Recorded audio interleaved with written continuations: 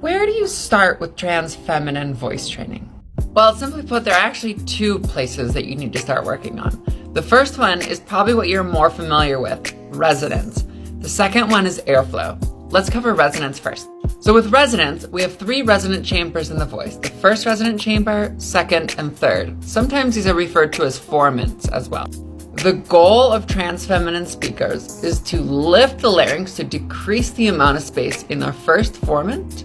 The second formant is all about removing the amount of space with the tongue, and then the third one is the lips. The lips are easy. The lips are backwards, the voice is brighter, the voice is darker. So how do we do that? Well, working backwards, the lips, forward, backwards. The tongue, as long as we pronounce our words like every vowel is an E, we are already going to notice a change in the brightness of our sound. The third one is the trickiest one, and this is the one that most people have trouble with. This is the larynx height. I want you to focus on the root position of the tongue, looking in a mirror and just going back and forth. And when you start to feel like you've got that down, you can kind of lift and lower the larynx just using the tongue without sound. Then try to add sound to it, and it should kind of sound like one of those like slide whistles.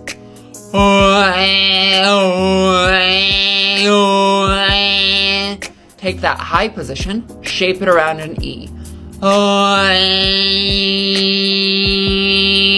And there's your resonant. If you're interested in voice lessons, you can sign up at seattlevoicelab.com or just leave a comment, and I help everybody who comments. That works too.